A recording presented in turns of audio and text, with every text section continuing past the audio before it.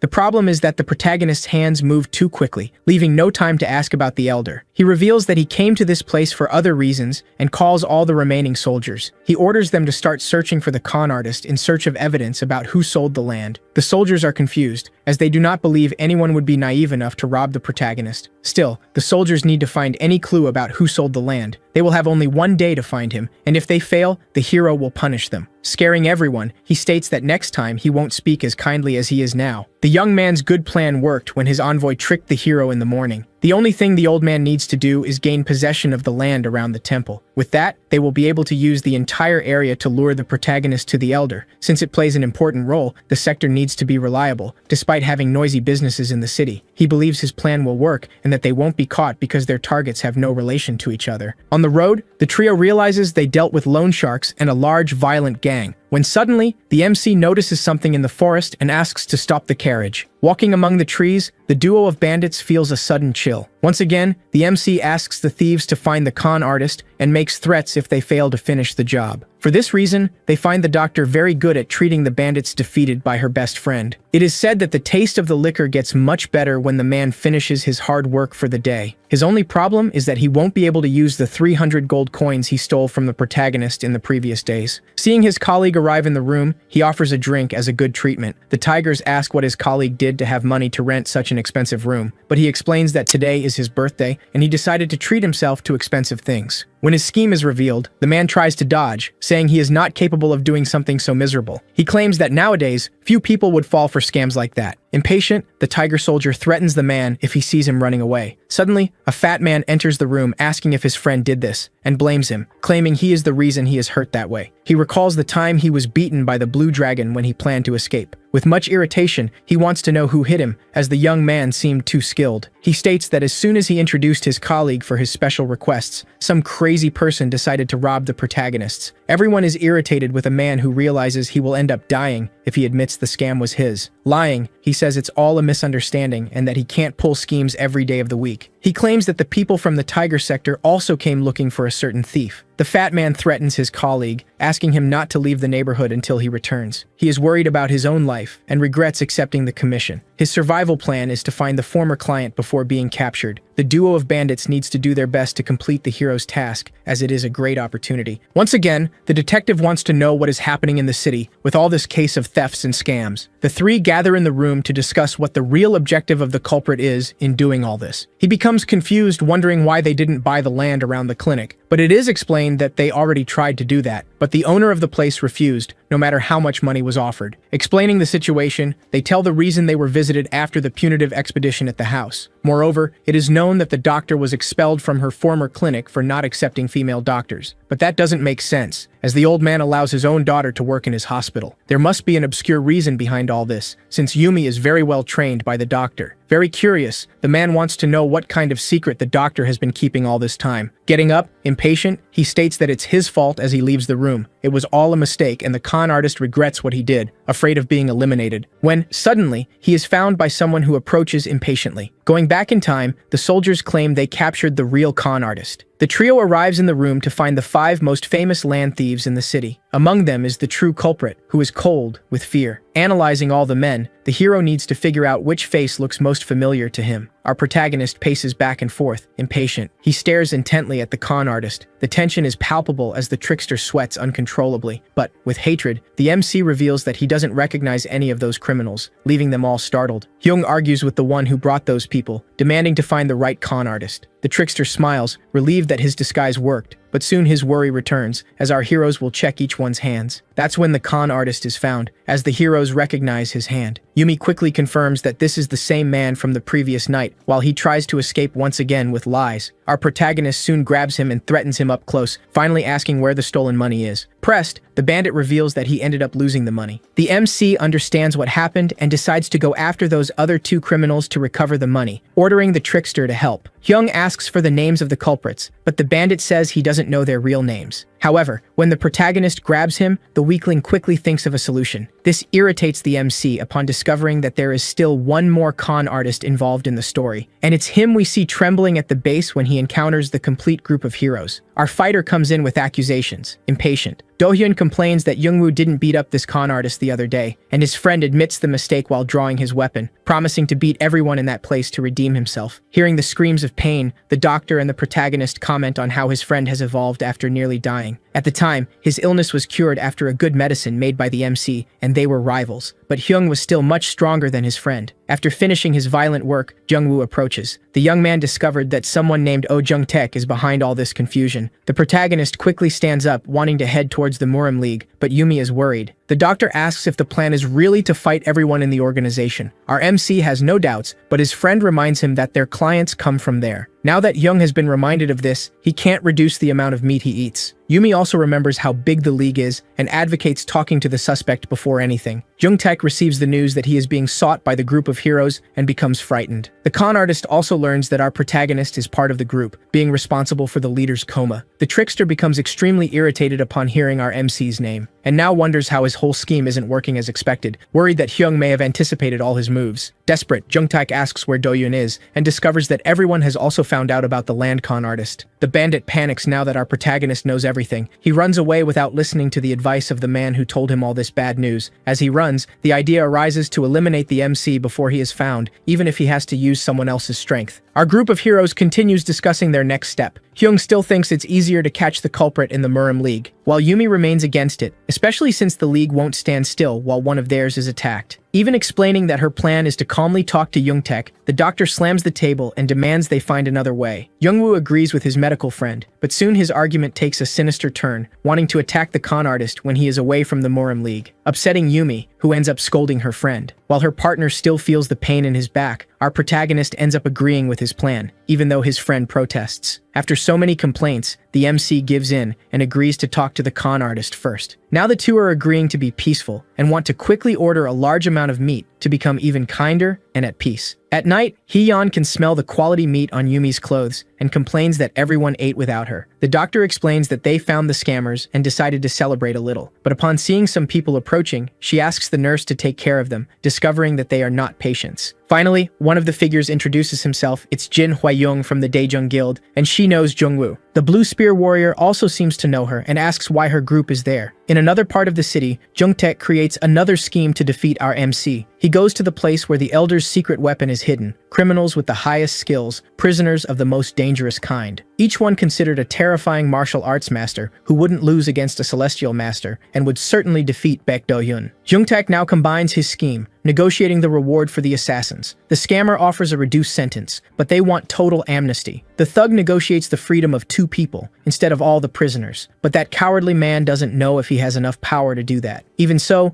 the executioner continues arguing that 2 people would be enough. Back at Yumi's clinic, Jin Hwa-young talks to our heroes about the land around the house. The truth is, she has already bought everything. This irritates our hero, since he was the one who was going to acquire that property. Seeing his irritation, the warrior tries to calm everyone down by clarifying that she will let the group rent the land with no conditions. Even with our MC asking the rental price, Hwa-young confirms that it will cost nothing. But Jungwoo quickly rejects the offer. Hyung tries to understand why he is the one rejecting. His weapon partner explains that there is no gift without a cost, and that this woman will attack them for using her land for free. But the fighter explains that this is just a reward for Do-hyun having defeated the Red Demons previously. Jungwoo is surprised by this fact, but our MC only confirms that it was the right thing to do. Hwa-young explains again that she won't charge anything, but this time she speaks in a special way to seduce our protagonist, and then approaches his friend as well. This almost works on the Blue Dragon Spear warrior, who finds her beautiful, but it annoys Hyeon. The nurse confronts Jungwoo, but the guy is not only quick in combat, he promptly responds that the medical student is much more beautiful. Now Hwa-young is the one who is annoyed, having almost seduced who she wanted but was interrupted. Yumi arrives, diffusing the tension, but the warrior calls her a foreigner, and the doctor returns the question, admitting that she failed to create a good opportunity. Our protagonist starts teasing his friend, since her title only works in the neighborhood. But Hwa-young manages to recognize her name and title, and is surprised that she is friends with Dr. Yumi. Now that the warrior is putting the pieces together, she realizes how extreme that group is, of high caliber. Now that she recognizes the names, she tries to apologize to Hyeon, but the nurse remains annoyed. Our hero, who has never been very smart, starts accusing Hwa-young, even without a real reason. Our MC escalates the fight, still not trusting the visitor who is still trying to explain herself. But the warrior understands that the situation will not improve and decides to come back the next day. Hwa-young is defeated, still needing to get closer to that group, and at that moment, she decides not to block him. The next day, she is approached by another group asking for explanations about the rumor of her being close to our MC, but the warrior says that only her land is close. This deeply irritates the woman she is talking to, who is frustrated for not having bought the land. Hwa-young continues defending her point, planning to build a house there and become Do-hyun's neighbor. But this makes the two-tailed fox draw her weapons, and her guards follow suit. The landowner's guards defend her from the attacks. One of them sacrifices himself for his mistress, jumping in front of a kunai thrown in her direction. The fox realizes that this is a trap and orders her men to prepare. Hwa-young senses the danger and asks her remaining guard to run to Hyung for help, even though she is also in danger. He takes off at full speed, leaving his mistress behind. Then we discover who set up this ambush. The thugs sent by Young-taek, who also heard the rumor about the young landowner. The woman preparing to fight blames Hwa-young for the situation and her rumors, even trying to obtain her property. The fox complains that she can't escape because of the other young woman, who apologizes and explains that she is also desperate. Our favorite group was resting with nothing to do until the guard arrived begging for help. Now the group pays attention to his words, recognizing who he is. Do-hyun has the idea to save the young woman in trouble and thus obtain her land. But Jungwoo realizes that this is clearly a trap. But our MC doesn't care about that. His partner forgot that he is not human. The group of bandits is now waiting for our hero, confident that they will defeat him. Hwa-young is still trying to deceive those dangerous assassins, but it doesn't work, and the group soon gets confirmation that Hyung has been called for help. The leader of the bandits declares that this will be the end of our hero, who was on his way to the rescue when his group discovers a hidden prisoner. Our MC tells him to come out of hiding. The man emerges surprised by the protagonist's power, who mocks him, saying that even the dog and the cow noticed. Jungwoo wonders if he is the cow next to the group's pet. The mysterious man says that to save the hostages, the group will have to listen to him. Then he tells our protagonist to get rid of the Daehung faction. Do-hyun asks what kind of faction that is. At that moment, Jung-taek understands the bandit leader's plan, who wants revenge on this faction using the MC's power. The assassin is convinced that the strongest master will defeat the organization he wants to destroy. That man who was hidden continues trying to convince Hyung to eliminate the Daehung so that the hostages won't get hurt. But the prisoner's laughter deeply irritates our protagonist, and even with the threats, he doesn't stop. And in one blow, the assassin is thrown far away. But the leader was already prepared for this and sent another man to persuade our hero, convinced that he wouldn't let someone die in front of him. The hostage asks for help with a sword at his neck, but Do-hyun is already plotting his course of action with his partner. The bandit, like the previous one, tries to convince our protagonist to destroy the Daehung faction before it's too late, but the master puts his plan into action, throwing a small stone in the direction of the executioner. but the stone ends up hitting the hostage, sending him flying and leaving the prisoner completely confused. Everyone in the group is shocked, not understanding anything, but our hero admits he missed the target. The leader of the bandits discovers that Yumi is not at the clinic and is impressed by the fact that our protagonist took his girlfriend to save the hostages. Jungtaek says that our hero is not right in the head, but the assassin disagrees. The prisoner assumes that Do-hyun discovered that the doctor would be used as bait and acted first. Now the chances of success have decreased, and they need to strengthen the trap. The con artist who started all this complains that our protagonist figured out all his plans for being someone very intelligent and cunning. But soon, we return to our hero, who hit a victim by mistake, and is now explaining himself to his group. The executioner remains impressed by all of this, but he ends up taking advantage of the situation, getting closer to the target to distance himself from the group. But the protagonist is faster and soon appears in front of him. In that situation, Yumi worries about Hyung's life, since the bandit has a sword. The strongest of all feels awkward, seeing that his friend is concerned for his life. It is at this moment that the villain takes advantage of the distraction and tries to strike our protagonist, but the hero holds the villain's blade as if it were nothing. Unconcerned about the situation, he continues to enjoy his friend's worry, who asks him to be careful with his hands, but Do-hyun crushes that metal as if it were paper. Yumi is astonished by the scene, while Jung-woo confirms that his friend is not human, and Hae-yeon thinks about secretly stabbing him. The bandit is completely taken aback, and the group leaves the hostage and the guard behind to continue their mission. In the hideout, the Tales continues to blame Hwa-young for that situation, saying she would have escaped if it weren't for her. But the young woman argues that danger would still be guaranteed even if the woman had fled. But the argument continues. The two do not come to an agreement even in this situation. Hwa-young reveals the problems of her guild and how it is necessary to use Do-hyun to elevate her standing. And even with her difficulties, the young woman reveals that her plan is to get the two strongest warriors. The fox is now mocking, saying it won't be possible to get two celestial masters. The older woman continues trying to argue, trying to arrange who stays with whom, as if they were trading cards, but Hwa-young stands firm. Suddenly, the place shakes. Do-hyun enters the shelter easily thinking he was being cursed at. The fox is extremely happy to see him, but the MC yells at her for always avoiding meeting him with the documents. Hwa-young worries about the thugs who were threatening them, but our hero didn't encounter anyone else on the way. The leader of the thugs watches our protagonist fall into the trap. Then he orders his men to trigger it. One of them throws a kunai that hits a rope and brings down the gate inside the shelter. Now that the three are trapped inside, oil is poured onto the hay. The fox notices first and shouts for everyone to take cover. Outside, everyone feels the impact. Even though the assassin's plan has worked, he knows it won't be enough. Then the prisoner gives the order to set fire, and his subordinates obey. But only now does the thug notice the presence of our protagonist's friends. He underestimates Jung-woo's strength and decides to attack him. The two exchange blows, but the warrior is far superior, pushing the assassin back, who lands far away to regain his footing. But the blue dragon's spear gives no rest and continues attacking, combining a series of rapid, uninterrupted strikes. The prisoner steps back again and finally asks who he is attacking. When he discovers he is fighting Jung-woo, he starts to mock, but the warrior remains unfazed and responds in kind, revealing that the group already knew they were all doomed. Outraged, the leader asks how they found out, and of course, the answer is the simplest possible. Now Jungtaek worries about the possibility of the heroes discovering his true identity. The fight is interrupted by the doctor's scream, asking the warrior to save those trapped in the fire. But despite the girl's concern and the flames raging, the warrior shows not a hint of despair. The thug remains confident that his plan worked, despite the weak bait, but he makes the mistake of saying he will now kill everyone, including Shin Yumi. It is at this moment that the flames leap, startling the assassin, transforming into a whirlwind of fire and debris. The blaze turns blue at the base, and soon the entire phenomenon follows suit, until all the fire is launched into the sky like a lightning bolt, revealing in the eye of the whirlwind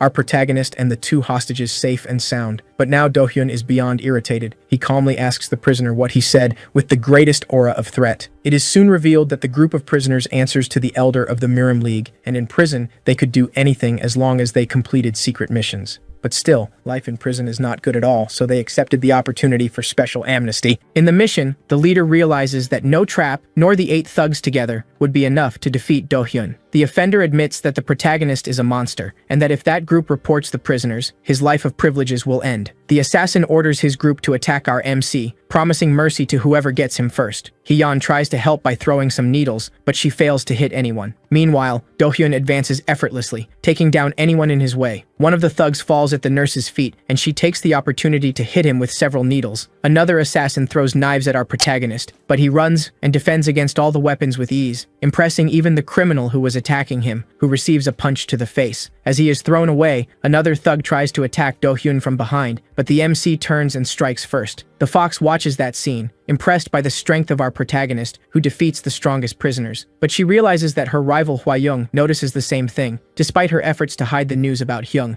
she finally admits she is dealing with strong competition. Now fear grips the leader of the criminals, seeing the strength and speed of our MC. As his colleagues are thrown around, he claims to have found a way to end our protagonist. The thug thinks he has become stronger in prison, that the world would be his when he got out, but now he is facing this monster right away. But he is happy, thinking that this could also be a test for Pyeon Sungman. Do-hyun shouts to his rival from afar, telling him to stay still while he takes down another thug. The leader tries to take advantage of the distraction and charges in for the attack, advancing confidently that victory will be his. The assassin prepares his sword, our protagonist prepares his defense, but in a flash, the attack bypasses the MC's preparation. Youngwoo is surprised, as the thug's attack seems to have hit squarely, a blow trained for years. The criminal doesn't waste time celebrating, thinking he has finally become one of the best masters, claiming that his blade split our hero's heart in two, as that is his technique, the oscillating sword. The girls are worried, unable to believe it. Yumi shouts for Do-hyun, while Jungwoo remains incredulous. The warrior holds the doctor who is trying to advance without considering the danger, but Haeyeon moves to save our protagonist. But the assassin insists he has split his heart in two. There is no salvation until he starts to hear our MC's laughter, who politely asks if that thug has finished his speech. The prisoner doesn't understand how this is possible, certain he made the right cut. Now he sees that his blade failed to pierce our hero's body. Do-hyun now has a frightening aura, revealing that he doesn't just have hardened hands, making the assassin ask if that is a diamond body. But our protagonist assures him that he is much better than a weak technique like that. He has control over his own hardening. The thug still finds this impossible and continues to attack him with numerous sword strikes. Our MC is bored. He wants to see the special technique that was somewhat interesting. With his defense, he almost manages to break the hand and sword of that thug, who luckily has a good blade. The assassin still tries to comprehend how his enemy is so strong,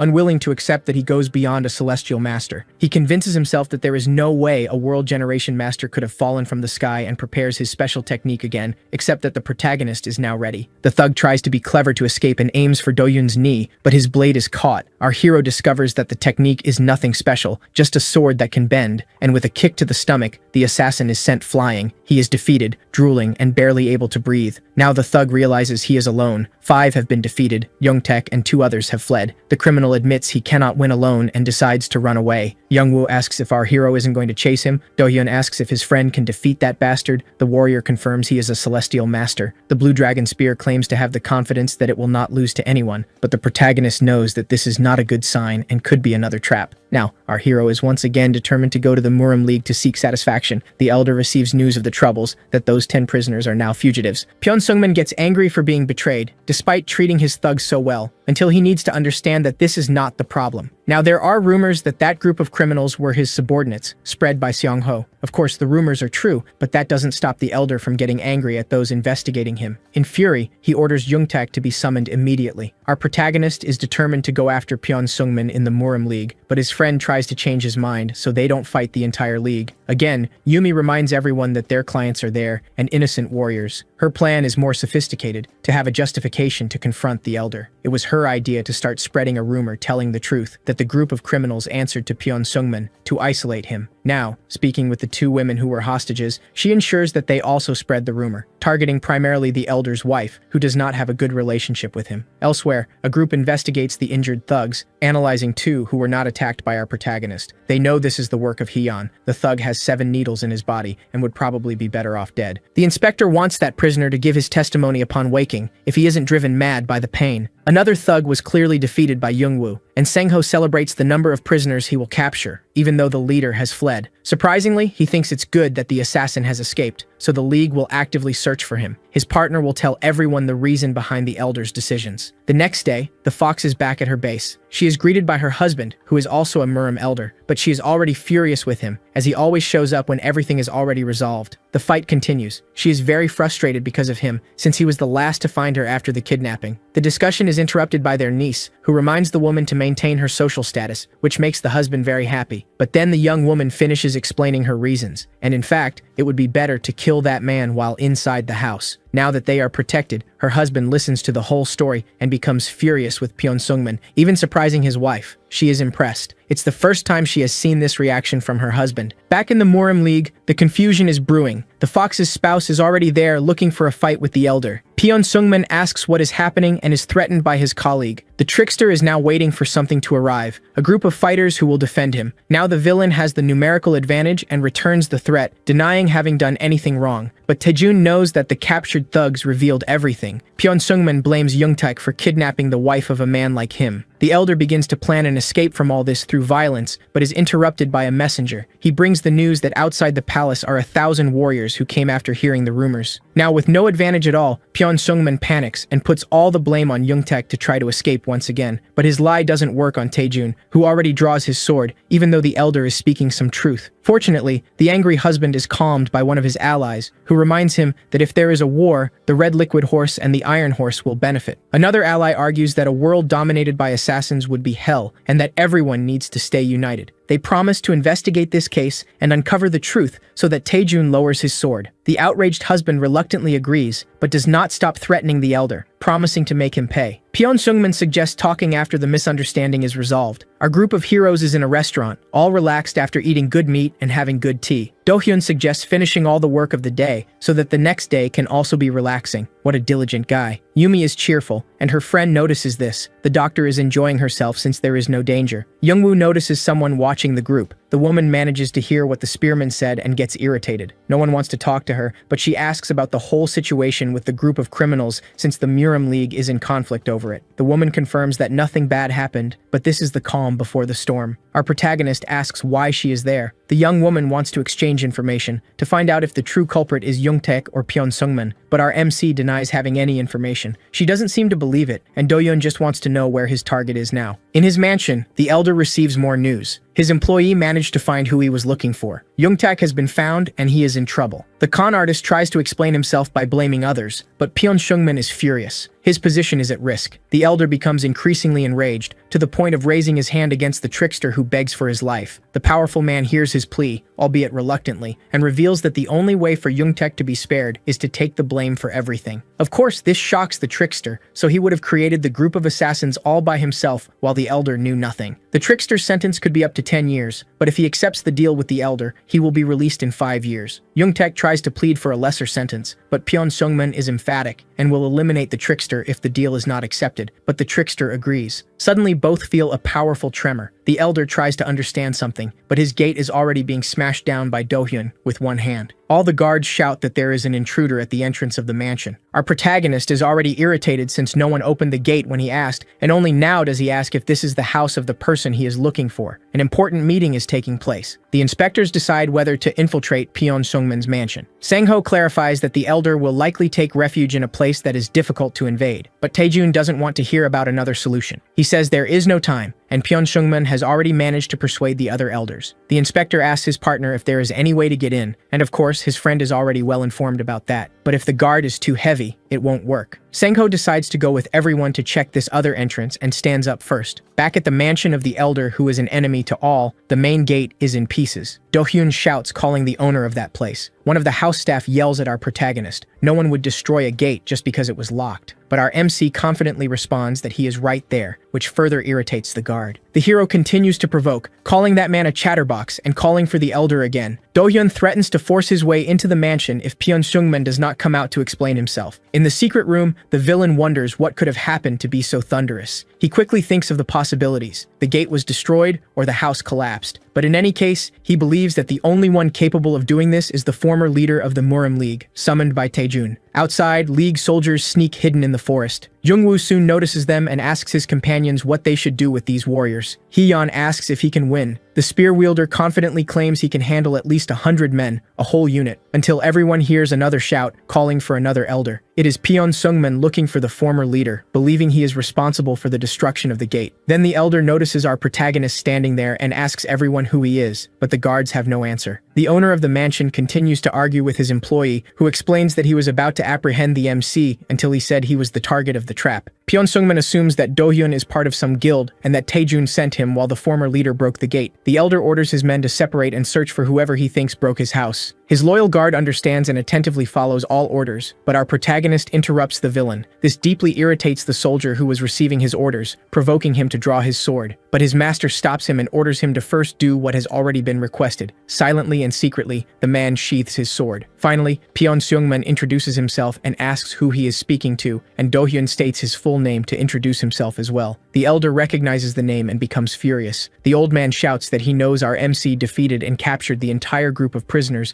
and that he was lying about almost dying. But our protagonist is smarter and catches Pyeon Sungmin in the act, who tries to escape from what happened. But Do-hyun will not let it slide, provoking him again by mentioning Young-taek's name. Finally, our favorite martial arts master asks what he wants, if the elder really ordered the assassins to capture him and take hostages. Again, the coward tries to place all the blame on the fraud who started all this, even though the prisoners said he is the culprit. Our MC explains that he only came to talk about this, but had to break the gate that no one opened, and continues to provoke the elder. That's when Pyeon Sungmin truly becomes enraged by the insults and orders his guards to attack the protagonist. His right-hand man relays the order to everyone, and so they all charge to attack at the same time. In response, with a stomp on the ground, Do-hyun launches debris that hits all the guards, defeating them all in one blow. The elder is shocked, calling it a bath of the red liquid. Now, Pyeon Sungmin concludes that our protagonist is the one meticulously destroying his plans one by one. But with such a scatterbrained MC, he doesn't even recognize his own actions, as they haven't been meticulous. The elder does not believe it and thinks that Do-hyun is actually pretending to be a fool to deceive him. Finally, the old man believes that our protagonist was the one who destroyed the gate. Now, Pyeon Sungmin realizes that this is the man who ruined the entire scheme with the horse of the red liquid, the whole plan to get rid of Taejun, who interferes with everything. Higher-level soldiers are called to battle. The two charge forward with speed, promising to avenge their master, but both are easily defeated. Do-hyun grabs the faces of both and slams them against the stone floor, crushing the guards. Now our protagonist advances with a surge, but the elder calls another trio of more powerful masked soldiers to face him. The three advance with agility and claws in hand. The first takes a punch so strong that it breaks his mask and sends him flying, while the others prepare their attacks. But our protagonist quickly breaks a leg and an arm of each, incapacitating the soldiers. The guards writhe in agony as Do-hyun explains that he was going to resolve this in a conversation, but the elder attacked him first. Pyeon Sungmin claims that this is a lie and orders all his warriors to fight the MC, attacking at the same time. But one of the more powerful ones already shows his insecurity with this plan. The elder tries to analyze our protagonist's fighting style, realizing that he relies more on his strength and speed rather than martial arts. Now the elderly master prepares to fight himself, believing he can defeat our MC with martial arts that go beyond simple movements. His men are now excited to finally see their boss's technique in action, speculating about his powers. Pyeon Sungmin calls Do-hyun to the fight, and the young man goes without hesitation. The protagonist throws his punch, while the elder was already expecting that simple attack, but something goes wrong. Our MC lands his blow first, right in the old man's stomach, sending him flying without understanding what happened. The battle begins, but even with his tiger technique, Pyeon Sungmin is still surprised by the protagonist's punch breaking through his attack. The elder is shocked to see Do-hyun use the tiger defense, and soon after is hit squarely. Our MC is only annoyed for almost tearing his friend Yumi's gift. Pyeon Sungmin falls on his backside but quickly gets up, irritated, talking about his tiger technique. The protagonist keeps provoking, saying that it was more like a cat for being so weak, and that the enemy was lucky not to have torn his clothes. The elder does not give up and prepares a second attack with another technique, sure that Do-hyun will not be able to use his tiger defense. The soldiers recognize this as the vulture technique, famous for having defeated powerful assassins with a single blow. The old man advances, hopping, preparing his strike. Again, our protagonist readies his reliable punch, which makes Pyeon Sungmin believe once more that he has no technique. The elder leaps into the air like a vulture, dodging the punch and coming down with his claws on top of his rival, but Do-hyun easily adjusts his strike to hit his enemy, who maneuvers to dodge, yet still gets hit in the back. Pyeon Sungmin feels the painful blow but manages to land on his feet. His men are now filled with hatred for our protagonist and worried for their master. Our protagonist admits that his enemy is quite strong, with a lot of energy, and asks what his next technique will be. The elder cannot believe that Do-hyun managed to change the direction of his attack and does not imagine how powerful he is, admitting that he cannot block him. At that moment, soldiers from the Murim League emerge from the forest to offer help. Jungwoo warns his friend that 500 warriors from the League have come and asks what they should do now. Again, our MC reminds that some of them are clients and cannot take such a beating. Yumi also reminds that they haven't done anything wrong and the target is that elder, which helps our hero realize that if the League fails, the people are in danger. To resolve this, Do-hyun calls for Young-taek, but Pyeon Sungmin says that the conman is not in his mansion. The protagonist threatens his enemy once more, but to the elder, he has never been nice. But our MC clarifies that it is because he is nice that the soldiers who insulted him are still standing. Pyeon Sungmin is trembling with rage, as Do-hyun has subdued his men alone, and thus Taejun will gain some advantage. But the elder remembers that he is part of a powerful and united group. Thus, he tries to argue that our hero has insulted the entire Murim League with his actions, even insisting that he was only there to talk. But to resolve all this, a new group arrives at the discussion. It is Inspector Sengho and his allies who found Youngtaek hiding in the mansion, and now they will officially clarify all of this. Pyeon Sungman still tries to escape, claiming that this is being set up against him, but the detective reveals that many people saw him enter without the conman. The elder tries to find out who these witnesses are, but soon one presents herself. It is Elder Taijun and 300 more men who confirm the story. Now the villain is cornered, furious, and unable to fight anyone. Youngtaek is also trembling, awaiting his fate, while his master plans to keep his promise. Now Dohyun asks if that is really the conman he is looking for, and feels relieved to have found him there, without having to go to the League. Sengho assures that they started investigating first, and that people were starting to be in danger, even though our protagonist did not want to kill him. Youngtaek tries to plead for salvation, but is quickly put in his place with a single shout. Our hero is irritated with the League's actions, while the inspector wonders how strong he is, and will only find out in a fight. Sengho notices Yumi there too, while the doctor tries to recognize his face that seems familiar to her, which puts the young man in a panic. Dohyun interrupts the conversation to find out if the doctor likes guys who look like the inspector, but his friend quickly replies that she does not, which does not stop our protagonist from making a drama. Yumi absorbs all of that and explodes, shouting for everyone to hear that our MC is also handsome. Everyone present is left speechless, waiting for what will happen next. Hyung is the first to react, breaking into a smile and asking if that was serious. The doctor quickly regrets what she said and tries to backtrack. Our protagonist seizes his moment, while his other friends completely disagree with Yumi. The doctor is blushing and hiding her face. The embarrassment was immense. The inspector returns to the topic, saying he will take the con artist, and Dohyun pretends to give his permission for that. Before everyone leaves, our protagonist asks to speak with Youngtaek after the investigation is over. Fortunately, Sengho allows this to happen in the future. Sometime later, Pyeon Sungman still feels all the shame he went through, the humiliation. With hatred in his eyes, he vows that he will not stand idly by about this. The elder wonders if his lackey will betray him, and reassures himself, thinking that this won't happen. The worry is eating him up inside. His peace will not last long. His conclusion is that the situation needs to be reversed to get rid of our protagonist, and for that, he only has one choice: leave everything to the horse of the red liquid. The elders' meeting starts off heated. Pyeon Sungman rages that all of this is false accusations, but Taejun assures that the inspectors are already investigating the case and will uncover the truth. The veteran grits his teeth in anger at his colleague and looks around, but everyone ignores him. He realizes that his position is in danger and needs to hurry, even if the Murim League is brought to ruin. At Dohyun's home, finally, his amount is returned. Hwayoung tries again to make life easier for our protagonist, but he prefers to keep paying her. The young woman laments that she should have an advantage talking to him, but now she owes her very existence. She can't ask for anything. Our hero continues celebrating all that funding, able to build another home with a fence and a flower garden that Yumi wants so much. Dohyun is super happy, believing that what he has will be enough, and that's when Hwayoung decides to act. The young woman shares that that amount will not be sufficient considering the cost of the work for that, but the doctor says that Youngwoo is the one who will help.